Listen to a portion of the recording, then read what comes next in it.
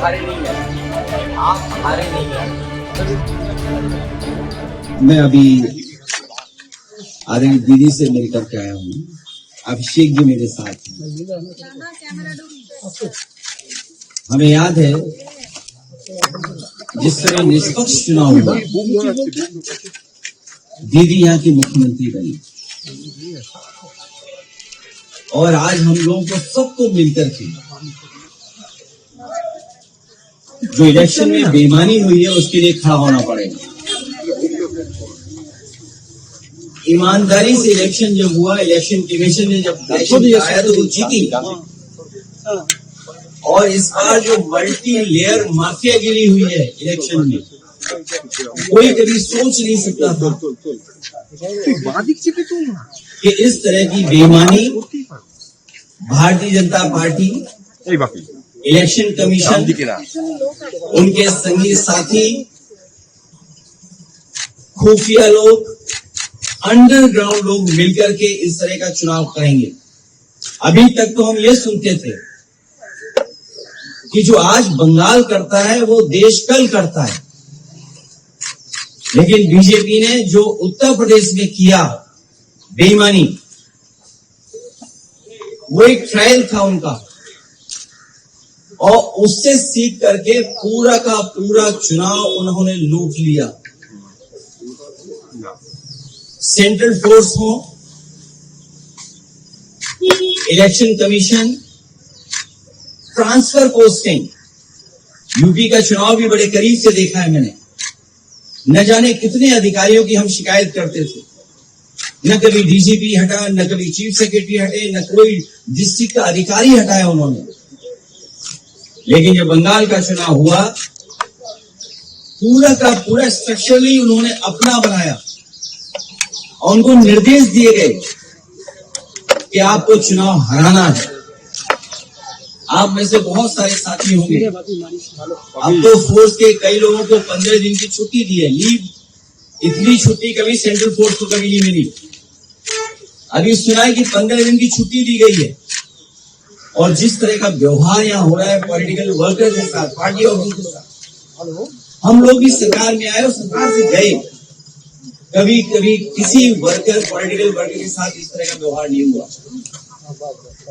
चाहे हमारे साथी अभिषेक हो, आदरणीय दीदी हो, उनको सिक्योरिटी की थ्रेट हो, जिन्होंने इतनी सेवा की हो लोगों की, आखिरकार किसकी ताकत की वजह से ही करते हैं। मैं तो वो तस्वीरें दिखाना चाहता हूं जो कभी यूपी में तस्वीरें बनी थी।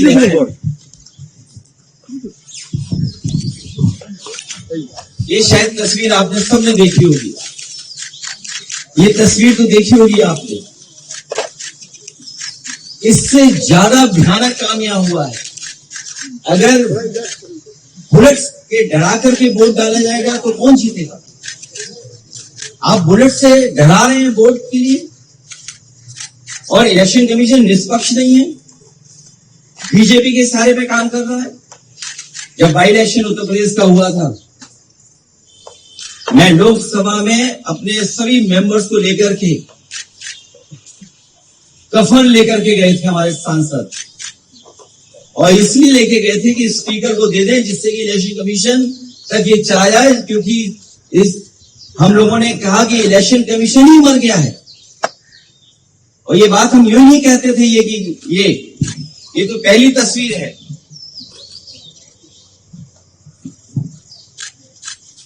दूसरी तस्वीर भी किसी से छिपी नहीं होगी, ये दूसरी तस्वीर भी नहीं छिपी होगी किसी से। और फिर जो वोट डालने का तरीका है, मैं केवल एक कॉन्स्टिट्यूंसी का उदाहरण दे रहा हूं, किस तरीके से फोर्स से वोट डलवाया। मैं 2012, 2017, 2022 समाजवादी पार्टी 37%, 2017 42%, 2022 46%। कभी समाजवादी पार्टी चुनाव नहीं हारी, और बीजेपी 29%, 37%, 30%। और जब सेंट्रल फोर्स और फोर्स के साथ जब उन्होंने चुनाव डलवाया, अंदर किसी भी एजेंट को नहीं रुकने दिया। बंगाल में भी यही किया कि जो पॉलिटिकल पार्टी के पोलिंग स्टेशन के अंदर जो एजेंट्स होते हैं उनको धमकाया, डराया और न जाने क्या क्या तरीका अपनाया होगा। यहां देखिए आप, जब डराया, धमकाया और पुलिस का साथ लिया तो कितना 77% पहुंच गया वोट बीजेपी का। 77%। ये वो डेटा मैं दिखा रहा हूं जो इलेक्शन कमीशन के पास भी अवेलेबल होगा। ये तो पूरे इलेक्शन की प्रक्रिया ही बदल दी इन्होंने। और अब तो ऐसा है, बीजेपी की सरकार में इलेक्शन कमीशन से मिलकर के पहले आपको रिजल्ट मिल जाएगा, सर्टिफिकेट मिल जाएगा, उसके बाद काउंटिंग होगी, उसके बाद वोट पड़ेंगे, उसके बाद वोटर लिस्ट ठीक की जाएगी। पूरा चुनाव ही अलग कर दिया इन्होंने, पूरी चुनाव की प्रक्रिया ही बदल दी इन्होंने। और आदरणीय दीदी इनकी आंखों में खटकती हैं। आदरणीय दीदी संघर्ष करने वाली हैं, वो निराश होने वाली नहीं है। बीजेपी की आंखों में इसलिए खटकती हैं क्योंकि वो आदि आबादी का प्रतिनिधित्व करती हैं। और भारतीय जनता पार्टी के लोग जो पुरुषवादी हैं, सामंतवादी हैं, कभी नारी को बढ़ते हुए नहीं देख सकते। इन्होंने नारी को मुख्यमंत्री नहीं बनने दिया। राजस्थान में जो पहले मुख्यमंत्री की दावेदार थी, मुख्यमंत्री रही, और देश में केवल एक मुख्यमंत्री आधी अधूरी बनाई जिनके पास कोई पावर नहीं है। इसलिए हम इस लड़ाई में आदरणीय दीदी के साथ हैं, क्योंकि लोकतंत्र को बचाना है, संविधान को बचाना है। अगर हमारे वोट के अधिकार को ही छीन लेंगे तो फिर क्या लोकतंत्र बचा? इतनी डेमोक्रेसी को किसी ने डिस्ट्रॉय नहीं किया हुआ जितना भारतीय जनता पार्टी ने किया है। और भारतीय जनता पार्टी पावर के लिए, अपनी ताकत के लिए किसी भी सीमा तक जा सकती है, कोई भी कानून नियम तोड़ सकते हैं। और उत्तर प्रदेश में हम लोगों ने बड़े करीब से देखा, वहां पर ये जो करते थे वो यहां पर किया है। अखिलेश जी, आप कह रहे हैं कि इलेक्शन कमीशन बीजेपी के साथ मिलजुल के ये सब किया, लेकिन आप लोग रोकेंगे कैसे सर? हर जगह से आप लोग वोट चोरी का शिकायत तो कर रहे हैं, लेकिन रोकेंगे कैसे? मुझे उम्मीद है कि देश की जनता इसके बाद जाग जाएगी। जो बंगाल में हुआ है, जो बंगाल को सेंट्रल फोर्स से, क्या आप कल्पना कर सकते हैं कि 3 लाख सेंट्रल फोर्स भेजी गई और चिन्हित करके अधिकारियों को पोस्ट किया गया? सुनने में तो यह भी आया कि अधिकारियों को लालच दिया गया है कि चुनाव जिता दो तो हम आपको अच्छा पद देंगे। और आप यकीन करना, देख लेना, आप जो यहां से चुनाव करा करके जा रहे हैं अधिकारी बड़े, कुछ न कुछ लाभ का पद पाएंगे। हम लोगों को उम्मीद है कि हम लोगों को जनता के बीच में जाकर के जगाना पड़ेगा। सर, बीजेपी का कहना है ममता बनर्जी के बाद आप है टारगेट। उत्तर प्रदेश में नेक्स्ट ईयर इलेक्शन है, उनका कहना है कि आप है टारगेट। हमसे 2 गलतियां हुई, एक बीजेपी को हरा दिया और दूसरा अयोध्या हरा दिया, तो हम तो टारगेट में होंगे। ये कोई नई बात नहीं है, और हम तो बहुत टारगेट में है, एक के टारगेट में नहीं है। अखिलेश जी, इसके साथ में यहाँ पर जो है बीजेपी की तरफ से कहा जा रहा है, चुनाव आयोग की तरफ से कहा जा रहा है कि ये यहाँ निष्पक्ष तरीके से चुनाव हुआ, हिंसा मुक्त चुनाव हुआ, इस वजह से इस तरह के नतीजे आए। भारतीय जनता पार्टी सोम पपड़ी की तरह झूठ की लेयर है। सोम पपड़ी खाई कभी? एक लेयर के ऊपर दूसरे लेयर झूठ की चढ़ा देती है लोग। और आपको तो मैं कहता हूं ना, सब वीडियोस आर्काइव में पड़े हुए हैं। रामपुर का इलेक्शन देख लो, किसी वोटर को नहीं निकलने दिया। और ये जो डेटा मैं आपको दिखा रहा हूं, ये रामपुर की कॉन्स्टिट्यूंसी का दिखा रहा हूं, मैं उधर की कॉन्स्टिट्यूंसी का दिखा रहा हूं। ये तो डेटा आप देख सकते हो। इलेक्शन कमीशन अंधा है क्या? और ये महिलाओं की तस्वीर क्या आप भूल गए कि आपके अपने चैनल पे भी चली थी तस्वीरें? ये तस्वीरें आप भूल गए क्या? ये तो आपके चैनल पे भी तस्वीरें चलती, वीडियो चले थे। ये इन महिलाओं ने, जिन्होंने कोई परवाह नहीं की, मैंने इन महिलाओं को 2-2 लाख रुपए से सम्मान किया था कि उन्होंने कम से कम अपने वोट के अधिकार के लिए लड़ी। उन्हें परवाह नहीं थी गोली की, उन्हें रिवॉल्वर की। आप पता करिए कि क्या हालत थी उस समय। केवल ये तस्वीर नहीं, ये तस्वीर भी आप भूले नहीं होंगे। हालांकि सीसीटीवी से बहुत घबराते हैं बीजेपी के लोग, सीसीटीवी से, कैमरे से बहुत घबराते हैं। अगर यही इलेक्शन कमीशन निष्पक्ष है तो कुदरकी में जो वोट डाला है उसकी सीसीटीवी वीडियो जनता को दिखा दो। अगर जनता को नहीं दिखाना चाहते हैं तो प्रेस पे तो भरोसा करते होंगे। अगर सब प्रेस को नहीं दिखा सकते हैं तो अपने खास चैनलों को बुला करके और हमें भी बुला लेना। और फिर जब सुप्रीम कोर्ट की प्रोसीडिंग्स लाइव हो सकती है तो बंगाल के वोटिंग की काउंटिंग की सीसीटीवी क्यों नहीं दिखाई जा सकती, क्यों नहीं लाइव हो सकती है? कम से कम जनता में तो संदेश जाए, जो लोकतंत्र है वो मजबूत होगा। अगर सीसीटीवी की जो फुटेज है वो अगर बीजेपी दिखवा देगी इलेक्शन कमीशन से तो शायद उससे लोकतंत्र और मजबूत होगा। ये तो अकेले इलेक्शन कमीशन से लड़ रहे थे।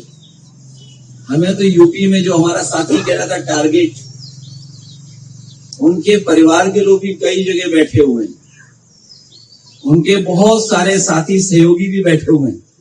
हमें सबसे लड़ना है, लेकिन हमें भरोसा है कि जनता ने जो बंगाल में देखा है, जिस तरीके का व्यवहार सेंट्रल फोर्स का, इलेक्शन कमीशन का, संघी साथियों का, इनके अंडरग्राउंड लोगों का, बीजेपी के लोगों का, उत्तर प्रदेश की जनता जागरूक होकर इनका जवाब देगी। सर बंगाल इलेक्शन के बाद, बंगाल इलेक्शन के बाद आपको लगता है कि इंडिया अलायंस और मजबूत है? मैं इस समय यही कह सकता हूं कि सभी पॉलिटिकल पार्टीज के नेता हम लोग बैठ करके बात करेंगे। अब सर आपको लगता है कि इंडिया अलायंस के सारे जो पार्टीज है वो स्ट्रॉन्गर है, अभी यूनाइटेड है बंगाल इलेक्शन के बाद? कोशिश यही होगी कि सब लोग और साथ मिलकर के काम करें, क्योंकि लोकतंत्र बचाना है, डेमोक्रेसी को बचाना है। ये डेमोक्रेसी को डिस्ट्रॉय करना चाहते हैं, हमारे वोट के अधिकार को ही छीनना चाहते हैं। हालांकि बात यहां की नहीं है, लेकिन यूपी की मैं कह सकता हूं, वो वोट छीन करके आम लोगों के और खासकर पीडीएस समाज के लोगों के अधिकार छीनना चाहते हैं। जब वोट छीनेगा तो सोचिए क्या अधिकार छीनेगा। वो डेटा आपको अवेलेबल है कि किस तरीके से वोट के अधिकार को छीनने से कितनी सीटें हार गई। वो डेटा छिपा नहीं है। और लॉजिकल डिस्क्रिपेंसी के लिए क्या सॉफ्टवेयर इस्तेमाल किया होगा, आखिरकार किसका सॉफ्टवेयर था? वो लॉजिकल डिस्क्रिपेंसी जो हुई है वो किसकी वजह से हुई है? कौन डेटा देख रहा था, कौन सा सॉफ्टवेयर था वो? सर आप लोग पार्लियामेंट में इसको उठाएंगे? पार्लियामेंट में तो मैं कफन लेके गया था इलेक्शन कमीशन के लिए। सर बंगाल इलेक्शन बिल्कुल उठाएंगे।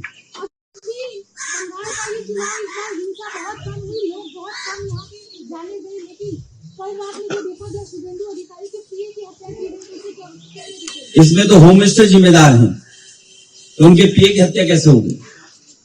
ये सवाल मुझसे मत पूछिए। आप ट्विटर हैंडल होगा आपका, आप टैग करिए होम मिनिस्टर साहब को, पूछिए कि हत्या कैसे होगी। सर ये जो एकजुट होकर आप लड़ने की बात कर रहे हैं सर, इसमें कांग्रेस की भी भूमिका होगी। सर हम लोग यूपी इलेक्शन से भी पहले देखे हैं, बंगाल इलेक्शन से पहले भी हम लोग ने देखा कि शायद ऑपोजिशन एक साथ नहीं हो पाए, कांग्रेस नहीं आ पाया। सर कांग्रेस को कोई एडवाइस देंगे सर? मैं किसी को एडवाइस देने के लिए नहीं आया हूं। मैं लोकतंत्र और जिस तरीके से आदरणीय दीदी को अपमानित किया, उनके कार्यकर्ताओं को वोट नहीं डालने दिया, क्या जिम्मेदारी सेंट्रल फोर्स की है? क्या आप इलेक्शन को इस तरह कराएंगे कि आप वहां पर एजेंट्स को नहीं बैठने देंगे, पॉलिटिकल पार्टी के एजेंट्स को नहीं बैठने देंगे, और फिर इस बात की तैयारी करेंगे कि एसआईआर करा करके हम टारगेटेड किस बूथ पर वोट कटवाना है? जो टीएमसी के स्ट्रॉन्ग बूथ हैं, स्ट्रॉन्ग वोटर्स हैं, उनको वोट ना देने दिया जाए, इसलिए वोट कटवा दे उनका। ये अधिकार किसने दिया है? यही लोकतंत्र को सबसे बड़ी हत्या कर रही है बीजेपी को, करके वो भी इलेक्शन कमीशन से। इसलिए सभी पॉलिटिकल पार्टी से हमारी अपील होगी कि कम से कम इस सवाल पर हम सब एक दिखाई देंगे। तो क्या इन नतीजों के बाद में इंडिया ब्लॉक एक बार फिर से मजबूती के साथ जो है नजर आएगा? क्योंकि हम सब पॉलिटिकल पार्टी के लोग एक साथ खड़े हुए दिखाई देंगे। सर ये सवाल मैं आपसे लास्ट टाइम भी पूछने की कोशिश किया था सर। बंगाल में 91 लाख लोगों को हटाया गया था, उसमें डिलीटेड, शिफ्टेड, डुप्लीकेट भी है और लॉजिकल डिस्क्रिपेंसी भी है। लेकिन उत्तर प्रदेश की जो ड्राफ्ट लिस्ट है उसमें 2.8 करोड़ लोगों को हटाया गया था। कोई कॉन्फर्मेशन है सर कितने रोहिंग्या मिले उधर से? और क्योंकि बंगाल में जिन जिन लोगों को हटाया गया सबको बोला गया था कि रोहिंग्या है। जब ये बात आपको पता है तो ये भी पता होगी आपको कि हमारे मुख्यमंत्री जी घबरा गए थे। उन्होंने कहा कि 4 करोड़ वोट हमारे कट गए इसमें। तो क्या मानूं मैं आप? अगर हमारे उत्तर प्रदेश के मुख्यमंत्री ये शिकायत करें इलेक्शन कमीशन को कि 4 करोड़ वोट हमारे कट गए, तो इस सवाल का जवाब तो हमारे उत्तर प्रदेश के मुख्यमंत्री देंगे जिन्होंने कहा कि 4 करोड़ वोट कट गए हमारे।